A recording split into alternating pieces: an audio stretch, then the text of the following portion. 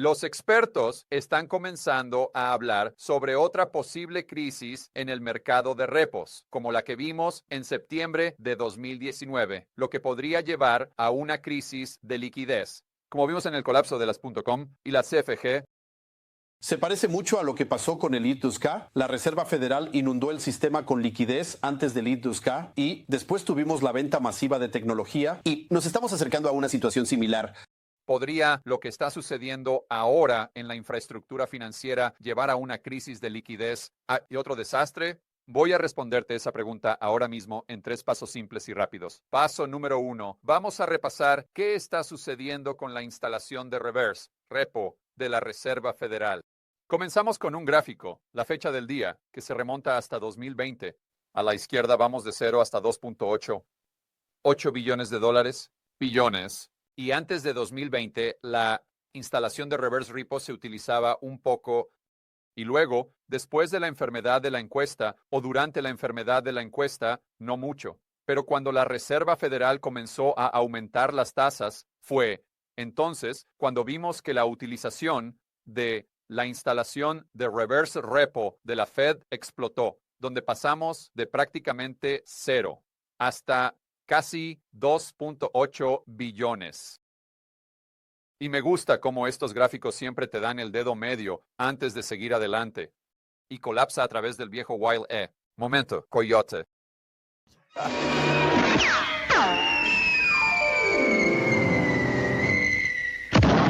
Y eso nos lleva aproximadamente a 2024, donde continúa disminuyendo, pero lo hace a un ritmo menos rápido. Y llegamos a la fecha de hoy, donde hemos bajado de los 100,000 millones. Y eso es significativo. Así que muchos de ustedes pueden estar preguntándose en este momento, está bien, George, lo entiendo. ¿Por qué es esto tan importante? O los expertos, ¿por qué están argumentando que esto es un gran problema? Está bien. Bueno, muchos de ellos dirían que todo este efectivo, esos 2.8 billones que se acumularon en la instalación de reverse repo, era solo efectivo en exceso, simplemente sentado ahí en la banca.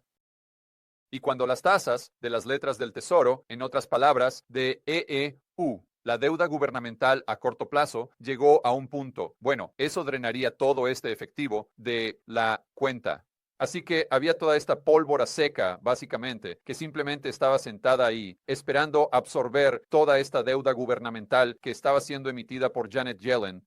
Entonces, si este efectivo se agota, ¿quién va a comprar los bonos del Tesoro a corto plazo, los bonos del Tesoro de Estados Unidos, deuda gubernamental?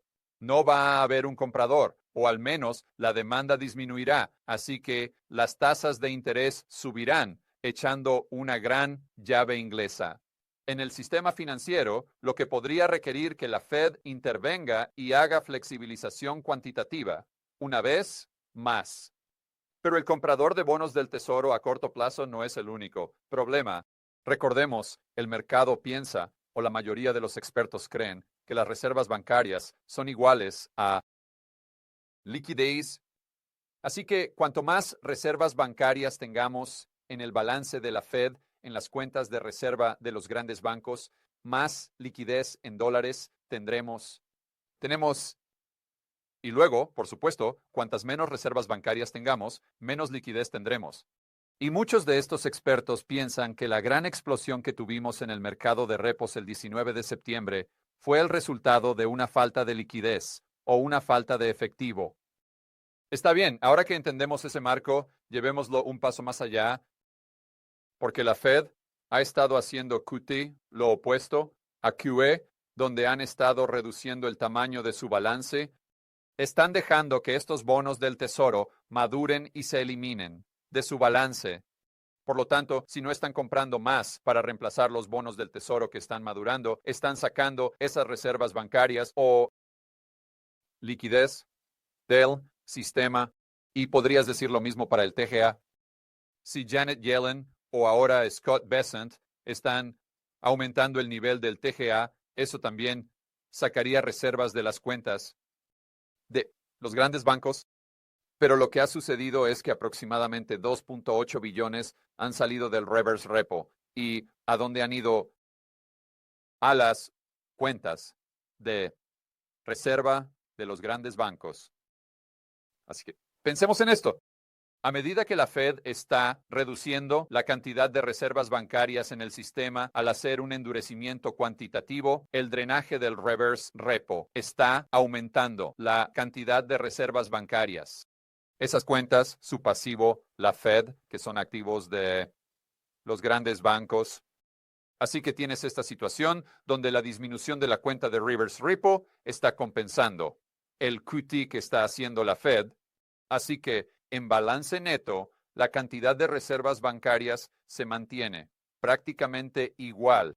O otra forma de decirlo es, no están drenando liquidez del sistema que de otro modo estarían si solo estuvieran haciendo un endurecimiento cuantitativo, sin que el efectivo fluyera fuera de la cuenta de reverse repo. Pero ahora pensemos en el siguiente paso. Sí, ya no tienes la cuenta de reverse repo que está compensando el endurecimiento cuantitativo y la Fed continúa con el QT, entonces vas a tener esto continuar y bajando hasta un punto donde podríamos llegar a niveles peligrosos. Niveles que vimos durante el pico de repo del 19 de septiembre que casi explotó todo el sistema financiero. Ahora quiero ser muy claro, lo que estoy haciendo es explicar el argumento de estos expertos que dicen que esto podría ser un gran problema. Esto puede o no ser mi opinión. Voy a revelar exactamente cuál es mi opinión en el paso número 3, así que tienes que quedarte hasta el final de este video. Paso número 2. Ahora hablemos de algo muy misterioso. ¿Por qué, demonios, todo este dinero fue a parar a la cuenta de reverse repo? Para empezar, ¿y por qué ha salido? Para intentar responder a esta pregunta, empecemos mirando un gráfico de Lance Roberts. Creo que este es su sitio, realinvestmentadvice.com. Y voy a trabajar en, bueno, sin intención de ofender, orden inverso. Vamos a empezar mirando la caída. Y eso está representado, o el saldo de esta cuenta está representado por esta línea verde. Así que la caída comienza, digamos, a mediados de 2023. Después de que tuvimos el gran colapso bancario con Silicon Valley Bank, First Republic, Credit Suisse, etc. Así que durante este tiempo ves que la tasa de interés del T-bill a un mes, que es la línea roja, sube sustancialmente por encima de donde la tasa de RRP era, que está representada por esta línea azul. Así que, de nuevo, la tasa de RRP es la tasa de interés que la Fed está pagando por el dinero estacionado en esta instalación. Así que si tuviste la tasa del T-bill por encima de eso, bueno, entonces, naturalmente, como esperarías, todos estos administradores tomarían el efectivo y lo moverían a los T-bills para embolsarse los adicionales, digamos, 10, 15, 20 puntos básicos. Así que esto tiene mucho sentido. Pero lo que no tiene sentido en absoluto es por qué el efectivo se canalizó hacia la instalación para empezar. Así que vemos que esto comienza justo en la segunda mitad de 2021 y simplemente se vuelve parabólico. Hasta que llegamos a la primera parte de 2022, ahora, en el paso número 1, me expresé mal, ligeramente. Recuerda, estaba diciendo que las tasas de interés estaban aumentando, pero eso era realmente la segunda mitad de este aumento, que llevó el saldo de, digamos, 2 billones de dólares hasta casi 2.8 billones de dólares. Pero el primer aumento ocurrió cuando las tasas de interés, la tasa de fondos de la Fed, todavía estaban en cero. Ahora, el argumento principal sobre por qué vimos explotar estos saldos en la cuenta de reverse repo de la Fed fue porque los fondos del mercado monetario, que representan alrededor del 95% de los participantes aquí, simplemente fueron inundados con unidades de moneda de los cheques STEMI, el gasto del gobierno, etc., y no tenían dónde estacionar el efectivo, aparte del balance de la Fed. lo cual en sí mismo no tiene mucho sentido, porque podrían haber simplemente comprado T-bills, como siempre lo hacen. Así que esa es la primera señal de alerta, por así decirlo. Ahora, podría haber un argumento de que, bueno, tal vez la cuenta de reverse repo en ese entonces estaba más alta de lo que estás obteniendo en los T-bills. Pero si miramos el gráfico de Lance, podemos ver que la línea roja y la línea azul son prácticamente idénticas. Todo este primer aumento en el saldo de la instalación de reverse repo. Y otra cosa que no tiene sentido es si realmente miramos la cantidad de dinero en los fondos del mercado monetario durante este tiempo. ¿No vemos un aumento? Mira esto desde el segundo trimestre de 2021. Los próximos 12 meses. Vemos que la cantidad de dinero en estos fondos está prácticamente plana. Y la razón por la que estoy usando este periodo de un año o 12 meses es porque, de nuevo, es cuando ves el gran aumento o el aumento inicial en el saldo de la cuenta de reverse repo. Así que la conclusión principal aquí es que, aunque hay alguna explicación en cuanto a por qué se están agotando los fondos, en mi opinión, no hay explicación de por qué los fondos entraron allí en primer lugar. Faltan muchas piezas del rompecabezas, así que puedo asegurarte que lo que sea que estés escuchando como explicación en los medios de comunicación convencionales está completamente equivocado. Paso número 3. Así que creo que esto va a llevar a una crisis de liquidez o tal vez, más específicamente, una crisis en el mercado de repos como la que vimos en septiembre de 2019. Bueno, mi respuesta puede sorprender a muchos de ustedes, porque mi caso base, no, absolutamente no. Y te diré por qué. Empecemos con el gráfico. Preflexibilización cuantitativa. Así que alrededor de 2007, 2008, retrocediendo hasta 1940. Ahora, este gráfico va a sorprender a muchos de ustedes. Así que asegúrate de estar sentado para esto. No quiero que ustedes tengan un ataque al corazón. A la izquierda vamos de 0 hasta 100,000 millones. Ahora, puede que te estés preguntando, George, ¿qué significa este gráfico? No lo reconozco. Se parece un poco a un submarino o algo así. En realidad, estas son las reservas bancarias que estaban en el sistema. Recuerda, se supone que esto es el grifo de liquidez de la Reserva Federal y se supone que esto es lo que todo el sistema monetario necesita para funcionar. Y la falta de esto es igual a esto. Y potencialmente esto, ¿verdad? Esa es la narrativa principal. Ese es el argumento que todos estos expertos te están dando. Bueno, como verás, si retrocedemos en la historia, el argumento es muy difícil de respaldar. Así que en 1940, la cantidad de reservas bancarias en el sistema era de aproximadamente 10,000 millones. Una vez. Luego, avanzamos rápidamente a 1950. Llegamos a unos 20, más o menos, y eso es muy importante. Más sobre eso en un momento. Y luego llegamos a la década de 1970 o 1970 y estamos justo alrededor de 30,000 millones. Ahora recuerda, en 1971 es cuando nos salimos del patrón oro. Así que ya no. Estábamos restringidos de imprimir toda esta moneda fiduciaria, lo que asumirías que requeriría mucho de las reservas bancarias en la Reserva Federal, en el centro del sistema monetario. Pero ¿qué vimos? Desde 1970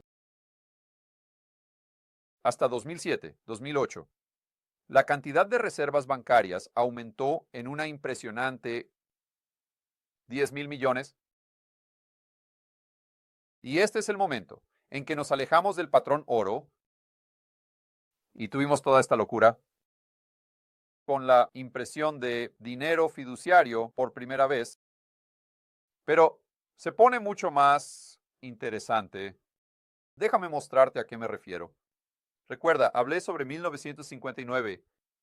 Bueno, esta es una fecha importante porque es cuando la Reserva Federal comenzó a incluir el efectivo en caja con las reservas bancarias. Verás, antes de 1959, esta línea roja solo representa la cantidad de reservas electrónicas, no incluía el efectivo en caja. Ahora, ¿por qué es esto tan importante?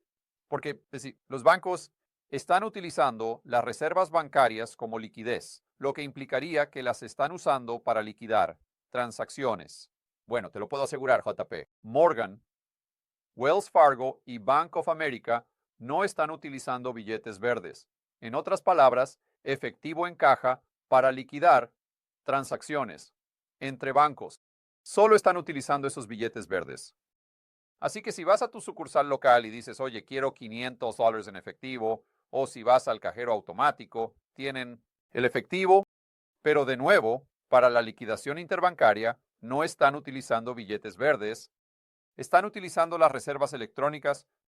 Así que si realmente vamos a ponernos serios sobre la liquidez, supuestamente, que la Fed proporciona con las reservas bancarias, tenemos que enfocarnos intensamente en las reservas electrónicas.